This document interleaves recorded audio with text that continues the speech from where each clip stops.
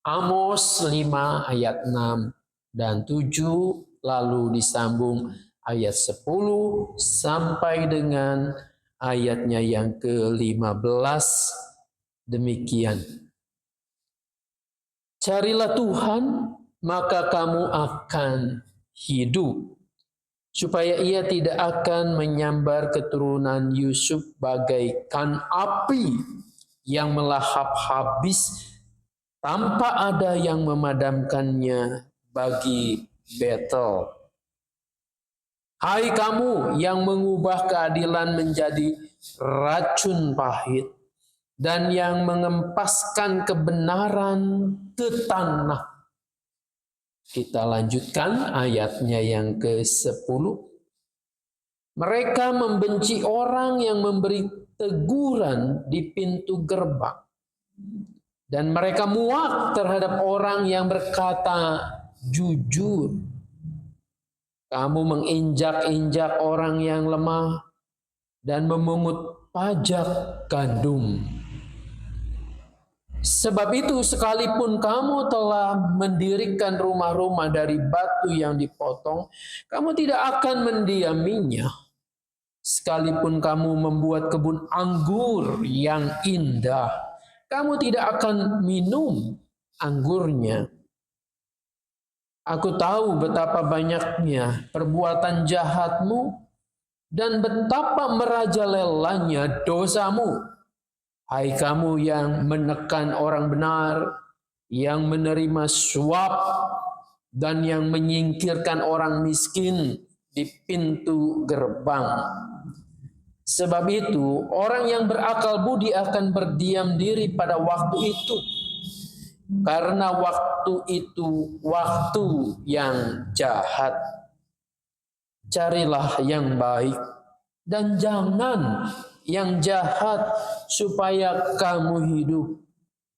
Dengan demikian Tuhan Allah semesta alam akan menyertai kamu seperti yang kamu katakan. Bencilah yang jahat, cintailah yang baik, dan tegakkanlah keadilan di pintu gerbang. Mungkin Tuhan Allah semesta alam akan mengasihani yang tersisa dari keturunan Yusuf. Sampai demikian jauh pembacaan Alkitab firman Tuhan. Tuhan Yesus berkata, yang berbahagia setiap kita yang mau mendengarkan firman Allah dan yang memeliharanya. Haleluya.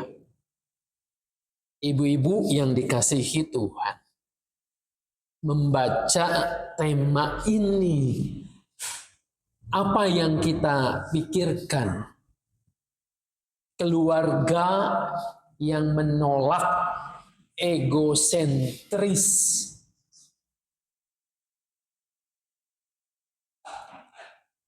Apa sih yang dimaksud dengan egosentris itu?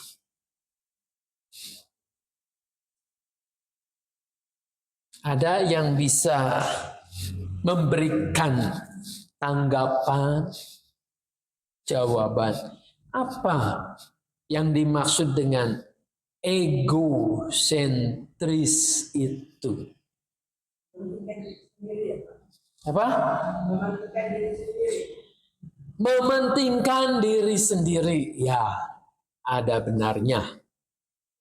Apalagi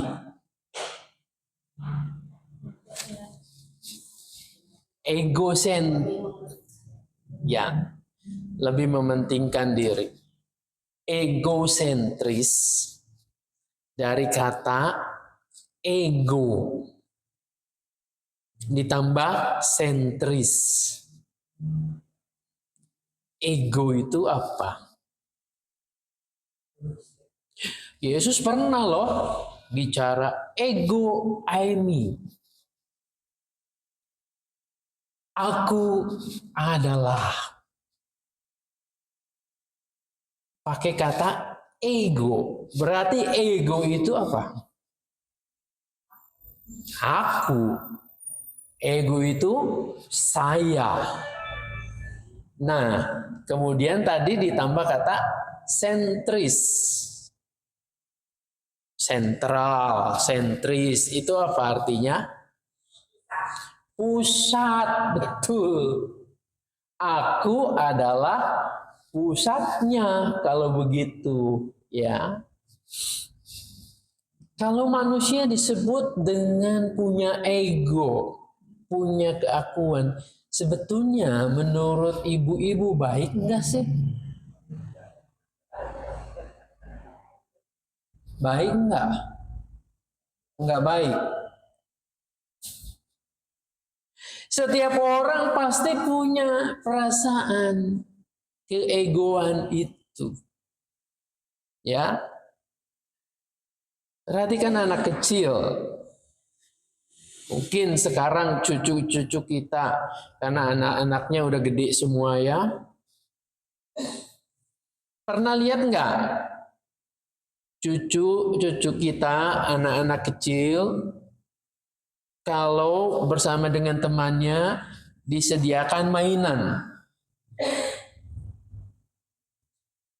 Mainan yang ada di hadapannya, dia pikir itu adalah punyaku semuanya. Dia nggak akan berpikir tuh, kalau mobil-mobilan ini, ya, kalau boneka Barbie ini, itu punya temannya. Aku mau, ya aku ambil aja. Dia kan nggak akan bertanya ya. Ini punya siapa? Ketika ia suka, ada di depannya, di dekatnya, ya dia ambil. Ini punya aku. Ketika diminta, apa reaksinya? Enggak dikasih. Lalu dia akan marah. Kalau nggak bisa marah, nangis, merengek.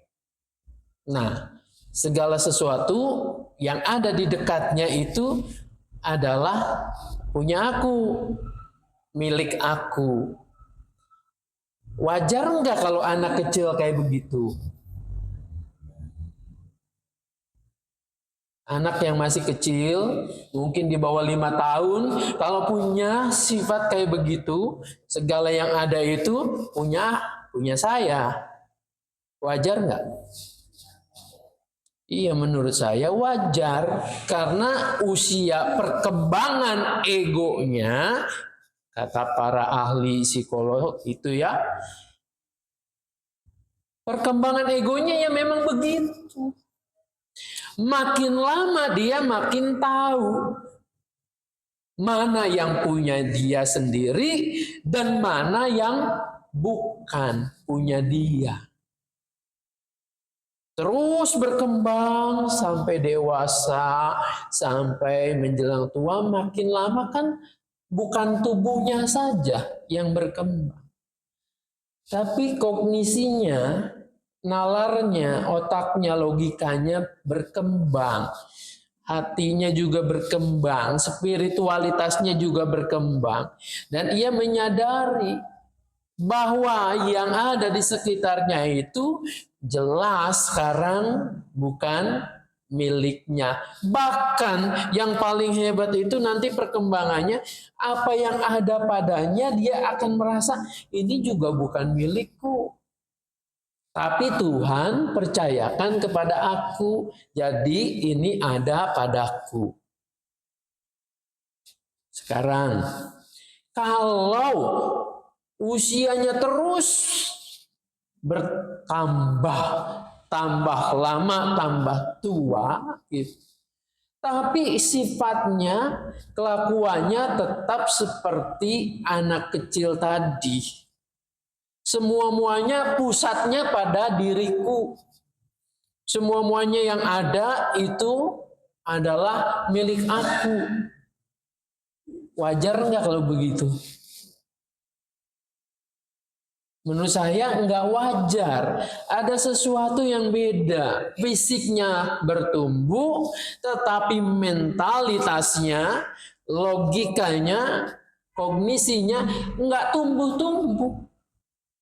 Malah makin lama makin menjadi. Semua-muanya harus berpusat pada aku. Kalau aku mau, harus segera ada. Kalau sesuatu yang aku inginkan harus diperjuangkan secepat mungkin. Perkataanku harus didengar. Nah, inilah tanda-tandanya. Kata para ahli, egosentrisme ini adalah sifat yang ditandai dengan perhatian yang berlebihan terhadap diri sendiri. Sehingga seseorang itu merasa diri paling penting. Ia tidak peduli dengan dunia luar, dengan orang lain. Perhatian pada diri sendiri dalam batas tertentu itu baik ya. Menurut saya baik. Coba kalau kita nggak perhatian pada diri sendiri. Pakaian asal saja. Penampilan padahal mau ke gereja, mau ke tempat umum. Tidak dirapihkan. Malah kita mau pergi ke tempat tertentu, salah kostum. Coba mau semau-maunya, mau ke gereja, pakainya bikini, pakai baju renang. Mau aku dong, gitu kan. Pakaian-pakaian aku yang beli. Nah,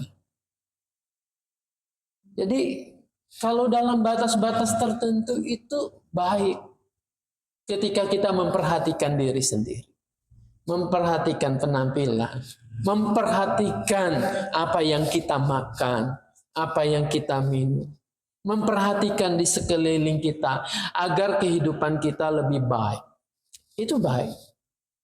Namun dikatakan kalau egosentrisme itu justru berlebihan. Anak muda sekarang itu mengatakan lebay gitu ya. Jadi berlebih-lebihan. Pusatnya selalu aku. Nah, kalau dalam rumah kita ada orang nih, satu saja anggota keluarga yang kayak begitu. Segala-galanya aku. Menuntut diperhatikan lebih, menuntut diutamakan. Kalau ngomong dianggap paling benar sendiri, yang lain itu salah. Kira-kira betah nggak ada di rumah? Nyaman enggak itu ada di rumah kalau ada orang yang kayak gitu dalam satu rumah?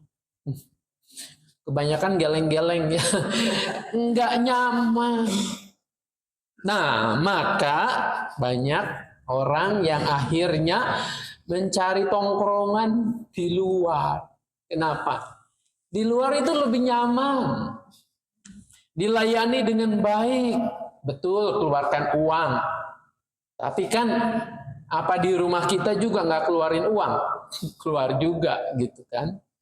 Jadi di situ mereka merasa nyaman. Padahal seharusnya yang terjadi justru di rumah kita lah yang harusnya kita mendapatkan kenyamanan, ketenangan. Nah, kalau itu kita periksa, jangan-jangan orang yang kayak gitu di rumah kita ini adalah kita sendiri. Kita jarang koreksi diri kita. Jangan-jangan kita sendiri nih yang menyebabkan anak-anak, cucu nggak betah di rumah. Kenapa? Bahasa kekinian karena ada yang bawel di rumah itu. Ada yang menuntut terus-menerus. Ada yang tidak mengerti aku. Nah, kita harus berani koreksi diri. Harus mau ditegur dong. Jangan kayak seperti bacaan yang kita baca tadi. Jadi ada yang menegur. Ayat 10 itu, mereka membenci orang yang menegur. Nah, tanda-tandanya orang yang egosentris itu enggak suka ditegur. Walaupun jelas-jelas keliru, jelas-jelas salah. Kita nih salah ngomong, salah ucap, salah memperlakukan orang. Terus ada anak kita yang negur. Mama tuh kalau ngomong kayak gitu tuh salah. Itu tuh menyakitkan orang yang dengernya. Ya lebih halus lagi. Jangan begitu. Terus reaksi kita apa? Enggak, maksud mama kan begini. Emang dianya aja yang brengsek. Nah, lalu orang yang negur itu, kamu lagi nih, ikut-ikutan dia, pergi aja sana. Kita membenci orang yang menegur. Apa bedanya nih? Ya, seperti yang diingatkan oleh firman Tuhan ini. Ini kejadian pada abad ke-7, ke-8 atau 700 tahun sebelum Yesus. Berarti itu zamannya sudah 2700 tahun lebih nih. Firman Tuhan kejadiannya ini. Raja Israel waktu itu adalah Yerobeam, anaknya Raja Yoas. Dia tidak seperti bapaknya. Lalu di Israel Selatan, di Yehuda itu rajanya Raja Uzia. Yerobeam dan Raja Uzia ini sama aja kelakuannya.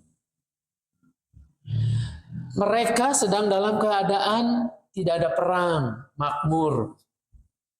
Tapi yang terjadi adalah pada masa itu justru rajanya ini egosentris, egois, mementingkan diri mereka sendiri.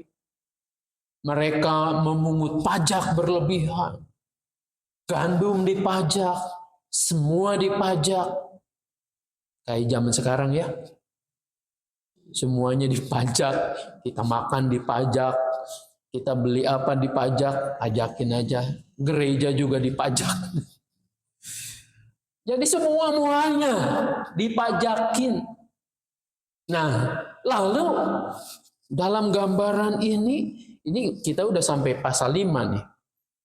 Kalau ibu-ibu baca dari pasal 1 terus nyambung, itu ngeri sekali. Kejahatan di mana-mana terjadi. Para pejabatnya korup. Mereka bisa disuap. Keadilan katanya bisa dibeli. Keadilan itu menurut bacaan kita ini dirubah menjadi sesuatu yang menyakitkan, pahit, seperti racun katanya. Buat orang-orang yang sedang mencari keadilan itu. Semuanya mereka memperlakukan rakyatnya dengan semena-mena. Jadi ketika ini terjadi, Tuhan tidak membiarkan tuh. Rajanya ini egosentris, egoisme. Para pejabatnya ya ikut saja rajaku kayak begitu, aku juga ngikut. Bukankah enak sedang menikmati kekuasaan yang seperti ini? Ya mereka tidak sadar bahwa Tuhan melihat, Tuhan tahu, dan Tuhan menegur melalui Amos ini. Amos yang hanya sekedar petani dari kota Tekoa. Dipakai oleh Tuhan mengingatkan, jangan begitu. Sebab kalau engkau melakukan seperti itu, maka yang menjadi lawan adalah Tuhan sendiri. Siapa yang mampu untuk berhadapan dengan Tuhan? Dari sini Amos mengingatkan. Nah, Amos mengatakan, jangan begitu. Berbaliklah kepada Tuhan. Dikatakan ayat 14 itu ya, carilah yang baik dan jangan yang jahat, supaya kamu hidup. Emang orang jahat nggak hidup-hidup juga? Betul hidup. Hidup di sini yang dimaksudkan hidup yang berkualitas. Hidup yang berkenan kepada Allah. Jadi cari yang baik, kerjakan yang baik. Tinggalkan yang jahat, bencilah yang jahat, cintailah yang baik. Amar makhluk, nahi mungkar katanya. Berbuatlah baik, jauhilah yang jahat. Maka Tuhan akan berkenan, akan memelihara engkau. Disitulah kuncinya sebetulnya untuk hidup tidak egosentrisme.